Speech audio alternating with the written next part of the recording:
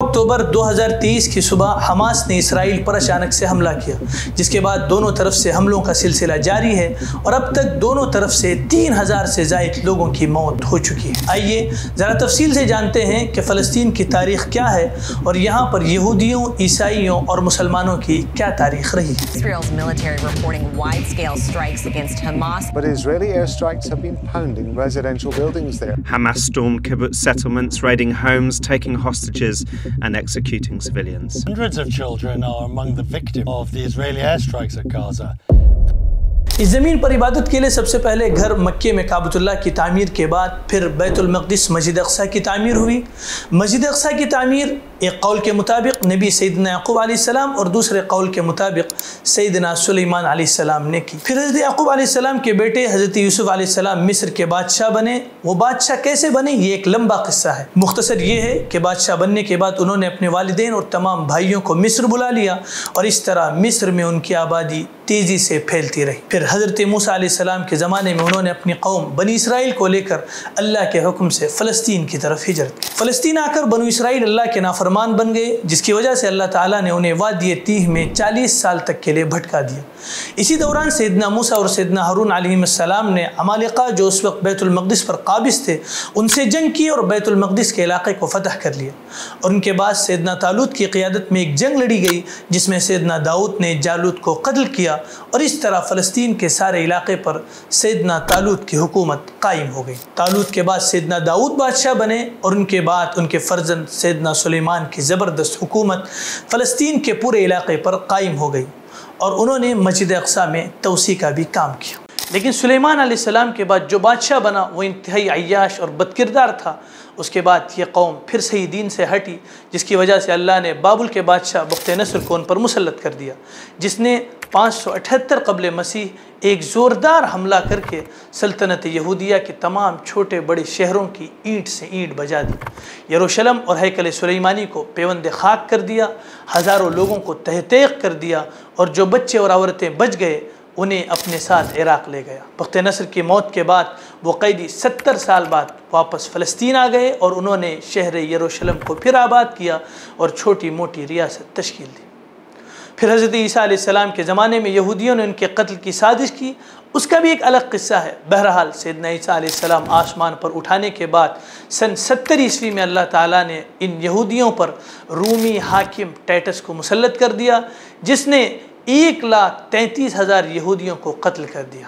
67,000 کے قریب غلام بنا لیے گئے جنہیں بھوکے درندوں کے سامنے کھانے کے لیے ڈالا گیا۔ یروشلم اور ہیکل سلیمانی کی اینٹ سے اینٹ بجا دی گئی۔ اس کے بعد یہودی 1750 سال تک پھر کبھی سرزمین فلسطین میں آباد نہیں ہو سکے۔ مسجد اقصیٰ مسلمانوں کا قبلہ اول ہے۔ مسجد اقصیٰ میں ایک نماز کو مسجد حرام، مسجد نبوی کے علاوہ دوسری مساجد کی 1000 نمازوں کے برابر یا اس سے افضل بتایا گیا ہے۔ اس جگہ عبادت کی نیت سے سفر کرنے کی بھی اجازت ہے۔ یہی معراج کی پہلی منزل بنا۔ اللہ کے نبی صلی اللہ علیہ وسلم کے انتقال کے تقریباً 4 سال بعد حضرت عمر رضی اللہ عنہ کی خلافت میں سن 15 ہجری مطابق 636 عیسوی میں حضرت ابو عبیدہ بن جراح رضی اللہ عنہ نے اس پر حملہ کیا۔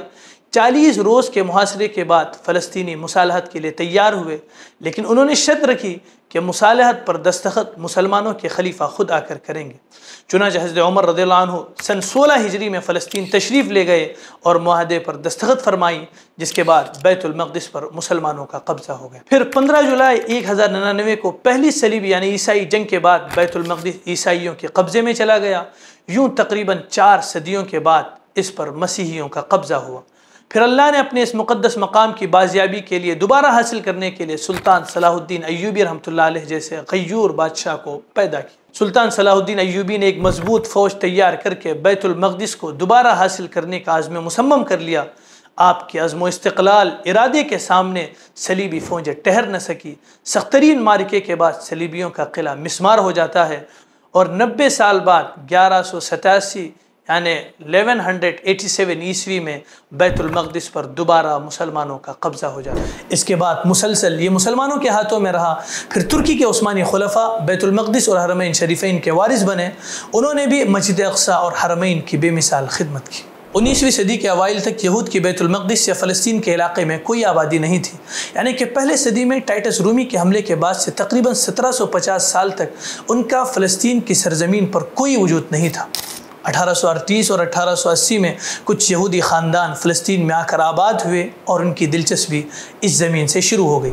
پھر 1897 میں یہودی تحریک وجود میں آئی جس کا مقصد فلسطین پر قبضہ کرنا اور ہیکل سلیمانی تعمیر کرنا تھا۔ 1901 میں یہودیوں کی طرف سے عثمانی خلیفہ سلطان عبدالحمید کو لالچ دی گئی، جبکہ فلسطین خلافت عثمانیہ کے ماتحت تھا۔ ان کو یہ لالچ دی گئی کہ آپ یہودیوں کو فلسطین میں آباد ہونے اور اس کے ایک حصے میں یہودی کنٹری کے قیام کی اجازت دیں۔ اس کے بدلے ترکی کا سارا قرضہ چکا دیا جائے گا، یعنی معاف کر دیا جائے گا۔ سلطان عبدالحمید نے نہ صرف اس پیشکش کو ٹھکرایا بلکہ اپنی غیرت ایمانی سے اس کا جواب یوں دیا، ایک ہی گزارش ہے، قدس میں مٹھی بھر زمین بیچ دیں ہمیں۔ قدس کی زمین کا ایک ٹکڑا بھی نہیں دیا جائے گا۔ یہ سرزمین ہماری نہیں، ہماری قوم کی ہے۔ قدس کی سرزمین پر صہیونی ریاست کی اجازت ہرگز نہیں دیں گے ہم۔ پھر یہودیوں نے 1908 میں ان کے خلاف سازش کر کے انہیں اس منصب سے ہٹا دیا۔ پھر 1914 میں فرسٹ ورلڈ وار میں برطانیہ نے دو قومی نظریے کے ذریعے عربوں اور ترکوں میں نفرت پیدا کر دی۔ عرب برطانیہ کے اور ترک جرمنی کے ساتھ ہو گئے۔ ایک یہودی جس کا نام وائسمین تھا، اس نے برطانیہ کو یہ پیشکش کی اگر جرمنی پر فتح کی صورت میں فلسطین میں یہودیوں کا قومی وطن بنا دیا جائے تو یہودی اس جنگ کا پورا خرچہ برداشت کریں گے۔ چنانچہ 1917 عیسوی میں معاہدہ ہوا جسے اعلان بلفور یا معاہدہ بلفور کے نام سے جانا جاتا ہے۔ یہ معاہدہ در حقیقت برطانیہ کی دھوکہ بازی کا کھلا ثبوت ہے۔ انگریزوں کو یہ حق قطعاً نہیں پہنچتا کہ عربوں کی زمین یہودیوں کو دے دیں، اور مکار انگریزوں نے اسی بیچ شریف مکہ سے بھی یہ وعدہ کر لیا کہ عرب کی زمین پر عربوں کی حکمرانی ہوگی۔ اسی معاہدے کی وجہ سے شریف مکہ نے ترکوں سے بغاوت کر دی، جس کی وجہ سے فلسطین اور عراق پر برطانیہ کا قبضہ ہو گیا۔ مگر برطانیہ نے عرب مسلمانوں سے کیے گئے وعدوں کو نظر انداز کر کے فلسطین کا ایک حصہ یہودیوں کو دے دیا۔ 1917 عیسوی میں فلسطین میں یہودیوں کی آبادی 56,000 تھی، جو 1921 میں بڑھ کر 83,000 ہو گئی۔ پھر 1922 سے 1947 تک منظم طریقے پر فلسطین میں یہودیوں کو آباد کیا گیا، یہاں تک کہ 1947 میں یہودیوں کی آبادی 4 لاکھ سے زیادہ ہو گئی۔ 1947 عیسوی میں برطانیہ نے مسئلہ فلسطین کو اقوام متحدہ میں پیش کیا اور اس کی جنرل اسمبلی نے فلسطین کو عربوں اور یہودیوں میں تقسیم کر دیا، اور ظالمانہ طریقے پر یہودیوں کو فلسطین کا 55% حصہ جبکہ عربوں کو 45% حصہ دیا گیا۔ اس ظالمانہ تقسیم و ناانصافی پر عرب تو ناراض تھے ہی، یہودی بھی اس تقسیم سے راضی نہ تھے۔ چنانچہ انہوں نے فلسطین کے مزید حصوں کو اپنے قبضے میں لینا شروع کیا اور 13 مئی 1948 کو اپنے قومی وطن اسرائیل کا اعلان کر دیا، جسے برطانیہ اور امریکہ نے سب سے پہلے تسلیم کیا۔ عرب ممالک ناراضگی کے باوجود اس وقت کچھ کر نہیں پائے۔ یہاں یہ بات بھی ذہن نشین کر لیں کہ 1948 سے پہلے اسرائیل نامی کسی ریاست کا اس دنیا میں وجود نہیں تھا۔ بالآخر 1967 میں عرب اسرائیل جنگ کے نتیجے میں بیت المقدس مسلمانوں کے ہاتھوں سے نکل گیا۔ ان ظالموں نے اس سے بھی آگے بڑھ کر مصر کے صحرائے سینا اور شام کی جولان پہاڑی پر بھی اپنا قبضہ جما لیا۔ الجزیرہ کی رپورٹ کے مطابق اسرائیلی ریاست کے قیام کے فوری بعد اندازاً 7 لاکھ فلسطینی اپنی سرزمین چھوڑنے پر مجبور کر دیے گئے۔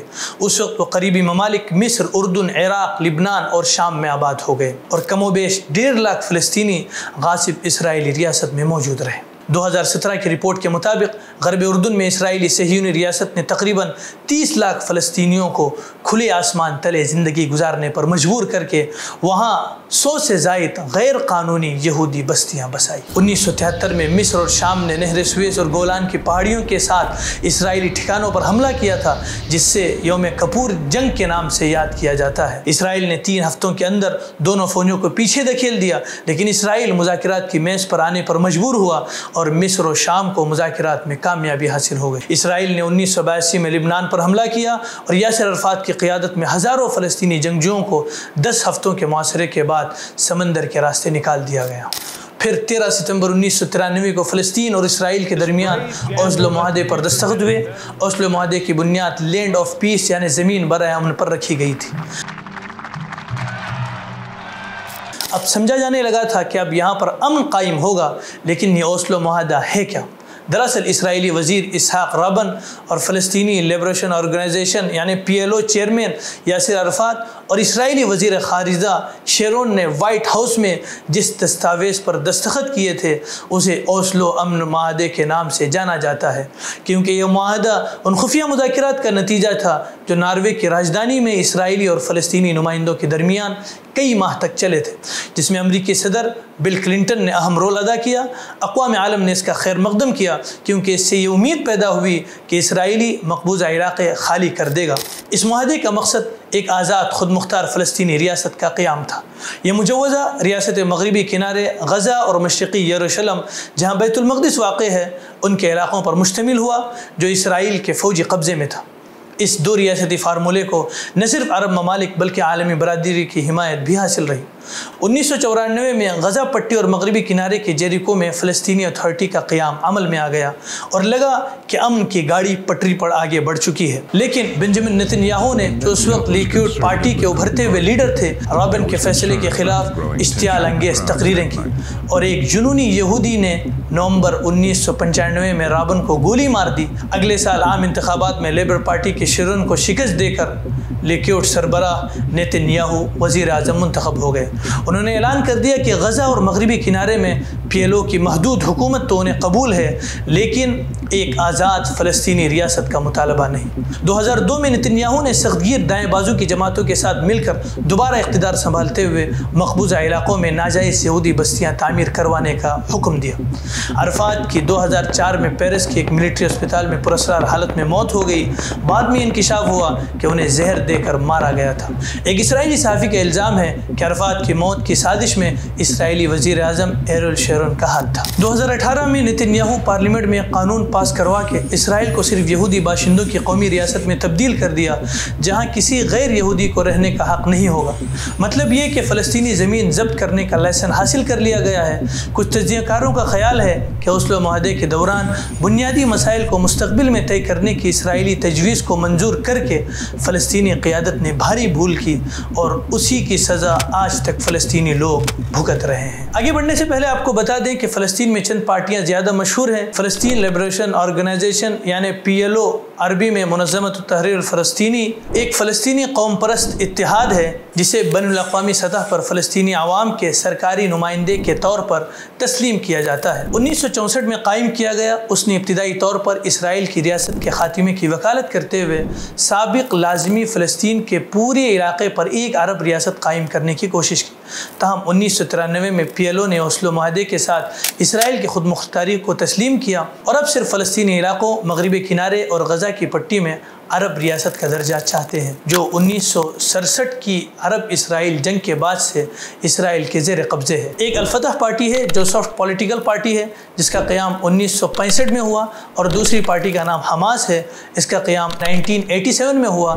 یہ دو ریاستی پالیسی کو نہیں مانتی بلکہ ان کی مانگ ہے کہ 1947 سے پہلے کا میپ ریسٹور کیا جائے۔ حماس کو یو ایس اے، یورپ اور جاپان ٹیررسٹ یعنی دہشت گرد گروپ مانتے ہیں۔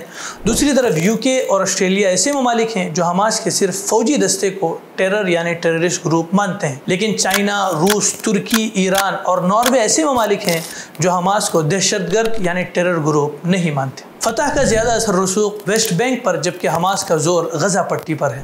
حماس کو 2005 میں بھاری اکثریت کے ساتھ جیت حاصل ہوئی۔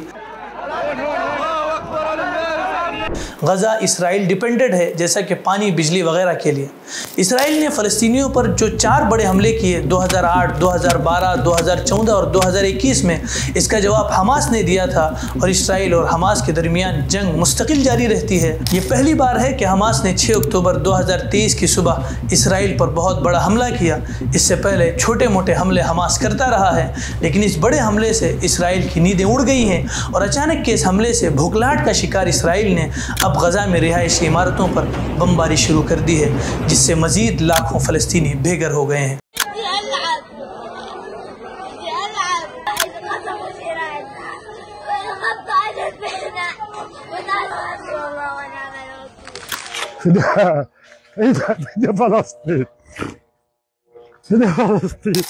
غزہ ایک ایسا شہر ہے جس کا رقبہ 365 اسکوائر کلومیٹر ہے، 2 ملین کے قریب آبادی ہے۔ اس شہر کے متعلق UN کی کنٹری ٹیم نے غزہ کو ان لیویبل پلیس ڈکلیئر کیا ہے، بلکہ اسرائیل کے کسی ذمہ دار کے مطابق غزہ اوپن ایئر جیل ہے۔ 2005 میں اسرائیل نے غزہ کو چھوڑ دیا، جسے اس نے 1967 کی جنگ کے بعد مصر سے اپنے قبضے میں لیا تھا۔ فلسطین میں 2008، 2012، 2014 اور 2021 میں جس طرح سے اسرائیل نے فلسطینیوں پر حملہ کیا، اس کا اندازہ اس سے لگایا جا سکتا ہے کہ ان کے اس حملے کے نتیجے میں 50,000 کے قریب گھر، 20,000 کے قریب بڑی عمارتیں، 125 اسکول، 19 ہسپتال، 51 ہیلتھ کیئر سسٹم کو تباہ کر ڈالا، اور شہید ہونے والوں کی تعداد 4,000 بتائی جاتی ہے، جن میں 2,200 کے قریب بچے، 200 سے زائد عورتیں شامل تھیں۔ 1948 کے بعد سے اب تک کتنے فلسطینیوں کو اسرائیل نے شہید کیا، سنیے مختلف بین الاقوامی اداروں کی رپورٹ۔ مختلف بین الاقوامی اداروں کی رپورٹس کے مطابق گزشتہ 83 سالوں میں اسرائیلی قبضے کے بعد سرزمین فلسطین پر ہونے والے حملوں میں 2.5 لاکھ نہتے فلسطینی جاں بحق ہو چکے ہیں۔ انسانی امور کے لیے کوارڈینیشن برائے اقوام متحدہ کے دفتر OCHA رپورٹ کے مطابق 20 سالوں میں 10,000 سے زائد فلسطینی اسرائیلی درندگی کا شکار ہوئے ہیں۔ اقوام متحدہ کے اعداد و شمار کے مطابق سال 2008 سے 2020 کے اختتام تک اسرائیلی حملوں میں 5,000 فلسطینی جاں بحق ہو چکے ہیں، جبکہ فلسطین کی جوابی کارروائی میں صرف 251 اسرائیلی ہلاک ہوئے ہیں، جن میں زیادہ تر اسرائیلی فوجی تھے۔ خود اسرائیلی اداروں کی رپورٹس کے مطابق 1948 سے 2014 تک اسرائیلی حملوں میں 91,000 یعنی 91,000 سے زائد فلسطینی جاں بحق ہوئے ہیں، جبکہ ان سالوں میں 24,000 اسرائیلی بھی ہلاک ہوئے ہیں۔ فلسطینی نہ اپنا ملک چھوڑ سکتے ہیں اور نہ ہی وہ اپنے گھروں میں سکون سے رہ سکتے ہیں۔ اسکرین پر چل رہی ویڈیو پرانی ہے، لیکن اس میں صاف دیکھا جا سکتا ہے کہ اسرائیل کا ایک آدمی اس عورت کے گھر پر قبضہ کر رہا ہے، اور وہ عورت اس سے کہہ رہی ہے کہ میرا گھر ہے۔ جواب میں اسرائیلی کہتا ہے اگر میں تمہارے گھر پر قبضہ نہیں کروں گا تو کوئی دوسرا آ کر لے گا۔ اسی طرح ہفتے میں 2-3 مرتبہ ایک فلسطینی کا اسرائیلی فوجیوں کے ہاتھوں معمولی بہانوں سے قتل ہونا فلسطینیوں کے لیے عام سی بات ہو کر رہ گئی ہے۔ You are stealing my house. And if I don't steal it, someone else is going to steal it. No. And if I don't steal it, someone else is going to steal it. اسرائیل اس وقت صرف فلسطین کی سرزمین ہتھیانا نہیں چاہتا، بلکہ greater اسرائیل کا خواب شرمندہ تعبیر کرنے کی راہ پر گامزن ہے۔ اسی لیے اس نے اب تک اپنی سرحدوں کو اقوام متحدہ کی قراردادوں یا نقشوں کے مطابق تسلیم نہیں کیا، بلکہ اس کا دعویٰ ہے کہ اسرائیلی حدود کی تکمیل تب ہوگی جب اردن، شام، عراق، ایران، حجاز مقدس کا بیشتر حصہ، ترکی، مصر کے کئی علاقے ریاست اسرائیل کے قبضے میں نہ آ جائیں۔ اس کے پارلیمنٹ کے دیواروں، سرکاری دفتروں کی عمارتوں پر یہ لکھا ہوا ہے، اے وطن اسرائیل، تیری سرحدیں فرات سے نیل کے ساحل تک پھیلی ہوئی ہیں۔ تو یہ تھی فلسطین اور اسرائیل تنازع کی تاریخ۔ سچی بات کا یہی پیغام ہے کہ مسجد اقصی اور اس کے اطراف کی حفاظت کے لیے کھڑے لوگوں کے ساتھ جو ظلم ہو رہا ہے، پوری دنیا کے مسلمانوں کو اس کے خلاف متحد ہو کر دعاؤں کا خصوصی اہتمام کرنا چاہیے، اس لیے کہ دعا مومن کا ہتھیار ہے، اور اسرائیل 1948 کے بعد سے فلسطینی مسلمانوں پر جو ظلم کر رہا ہے اسے لوگوں کے سامنے لانا بھی چاہیے۔ والسلام علیکم ورحمۃ اللہ وبرکاتہ۔